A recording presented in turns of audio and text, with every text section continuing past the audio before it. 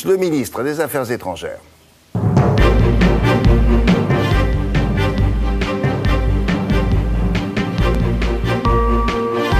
Bonjour à tous, bonjour Laurent Fabius. Ravi d'être avec vous. Bonjour et bonne année. Merci. Les pays voisins de la Centrafrique se réunissent aujourd'hui au Tchad. On dit que le président tchadien, le président centrafricain plutôt, pourrait démissionner. Qu'est-ce que ça changerait ? Il va y avoir une réunion, effectivement, des États de ce qu'on appelle l'Afrique centrale. Donc, il y a le Tchad, le Congo, le Cameroun, etc. Et il y a des décisions à prendre, mais la France sera observateur, simplement observateur. Et ce n'est pas du tout à nous à dicter les décisions. Les Africains vont prendre leurs décisions. Il y a en fait plusieurs problèmes qui se posent. Bon, l'objectif là-bas, c'est quoi ? Un, rétablir la sécurité, puisque les gens s'entretuent. Donc il faut désarmer, rétablir la sécurité. Deux, il y a un problème humanitaire massif. Songez que sur 5 millions d'habitants, il y a 7 chirurgiens. Et les organisations humanitaires font un travail magnifique, mais elles sont débordées. Et puis il y a le problème de la transition politique, parce qu'il n'y a pas, si vous voulez, il y a un tandem qui est le président, M. Deutodia, et le Premier ministre, M. Tiangai. Mais l'État est paralysé. Les ministères sont quasiment fermés. Mais qu'est-ce que ça changerait, je repose ma question, si le président centrafricain démissionnait ? Alors, bon, je ne sais pas quelles sont les décisions qui vont devoir être prises. Encore une fois, ce n'est pas à la France de les dicter. Mais par rapport notamment à la question de la transition politique, au fait que l'État est paralysé, il y a certainement des décisions à prendre. Et on va voir ce que nos amis africains décident. Est-ce que la France souhaite cette démission ? La France n'a pas à dicter des décisions. Nous sommes venus en appui. Et notamment, essentiellement par nos militaires qui font un travail magnifique. Mais le temps est terminé où c'était la France qui disait c'est Monsieur X ou c'est Monsieur Y. Ça, ce temps-là est terminé. Mais est-ce que ça simplifierait le problème, politiquement ? Je pense que je ne veux pas trancher à la place des Africains, c'est clair et c'est net. Mais je crois qu'il y a sûrement des mesures à prendre pour que l'État reparte. Sinon, et ça passe par une démission ? Paralysie. Je laisse ça vraiment aux responsables africains à décider. Je ne veux pas du tout le faire à leur place. Pourquoi est-ce que nous sommes là-bas ?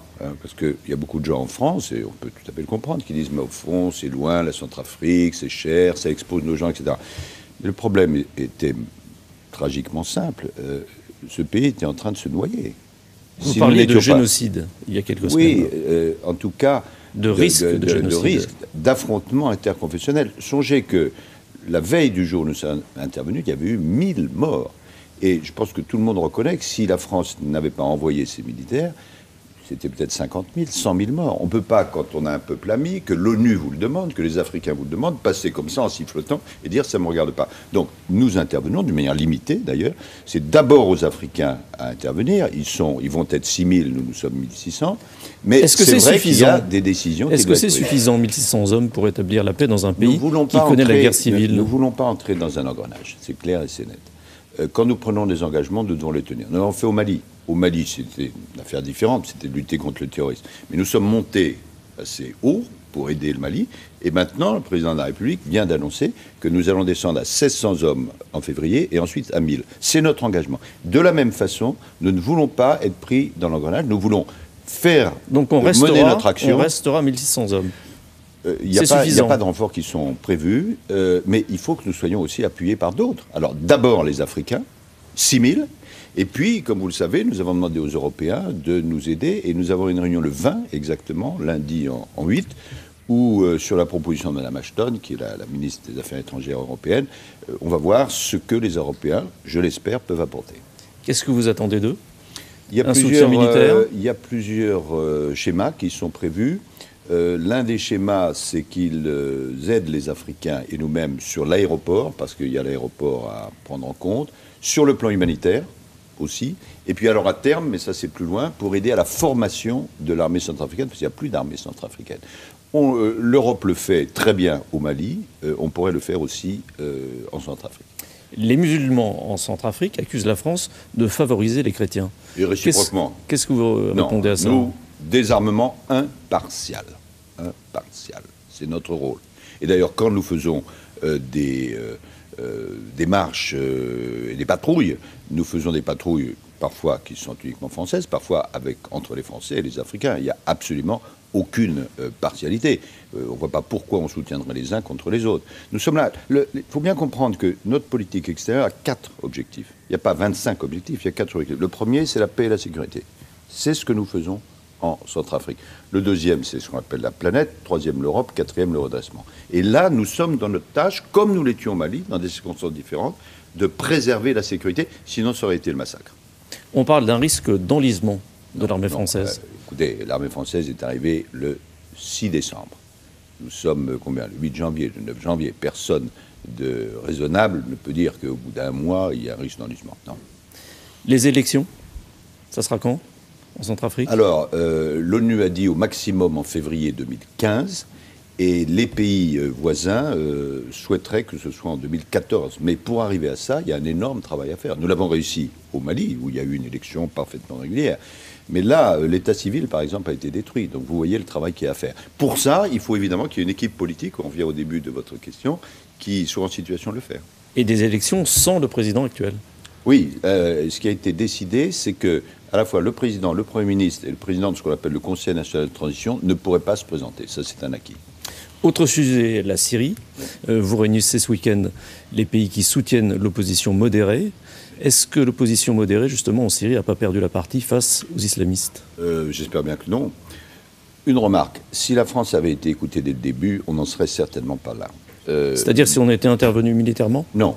Nous avons dit dès le début, c'est une des premières décisions que nous avons prises avec le président français, c'était en juin ou en juillet. Nous avons dit, nous soutenons l'opposition modérée. Pourquoi? Parce que M. Bachar el-Assad, c'est, selon le terme de M. Ban Ki-moon, un criminel de masse, un criminel contre l'humanité. Ça ne peut pas représenter l'avenir du pays.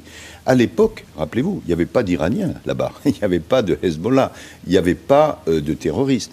Et il aurait suffi d'un certain mouvement que l'évolution se fasse. Malheureusement, c'était la campagne américaine, des élections, les pays arabes étaient divisés. Aujourd'hui, on est plusieurs mois plus tard. Et nous soutenons toujours l'opposition modérée. Nous ne voulons ni d'un criminel contre l'humanité, ni du terroriste. Et donc, nous soutenons ça, mais c'est très difficile. Et nous plaidons pour Genève 2, c'est la conférence qui va se réunir, qui doit se réunir le 20. Seulement, c'est compliqué parce que l'opposition dit, moi, je veux bien y aller, d'accord, mais à condition que l'objectif ne soit pas de maintenir M. Bachar. Bon. Et, Bachar el-Assad lui-même est prêt à envoyer des émissaires, mais je ne suis pas du tout sûr qu'il soit prêt à discuter de son propre départ. J'ai reçu hier, au nom de la France, la lettre d'invitation de M. Ban Ki-moon. Elle est extrêmement claire et bien rédigée. Elle dit l'objectif de Genève 2, c'est constituer un gouvernement de transition avec tous les pouvoirs exécutifs. J'espère qu'on va y arriver. C'est-à-dire avec l'opposition modérée, oui, et avec les partisans de Bachar el-Assad. Avec des éléments sans du régime, Bachar el-Assad. sans Bachar, voilà. Parce que, si vous voulez... Et vous croyez qu'il va accepter? Il n'y est pas spontanément enclin, mais l'objet de cette conférence, où il y a vraiment l'ensemble des grands représentants du monde, c'est de l'y pousser. Et dimanche, justement, je réunis à Paris ce qu'on appelle le core group, c'est-à-dire les 11 pays qui sont les soutiens de l'opposition modérée. Et là aussi, la France, elle ne peut pas décider elle toute seule, mais je pense que la position que nous avons prise est une position juste. Mais ce ne sera pas facile. Je reviens à ma question. Est-ce que les islamistes n'ont pas gagné beaucoup de terrain? Les islamistes, les extrémistes et Bachar, finalement, se font la courte échelle, les uns les autres. Ça peut paraître paradoxal, mais c'est comme ça. Bachar dit, si vous ne voulez pas des terroristes, il faut être pour moi. Et les terroristes disent, si vous ne voulez pas Bachar, il faut être pour nous. La seule solution, c'est l'opposition modérée. Mais c'est vrai qu'ils ont gagné du terrain depuis le moment juin 2012 où la France avait pris position. Ça aurait été bien qu'on nous écoute. Merci. William, c'est à vous. Merci, messieurs.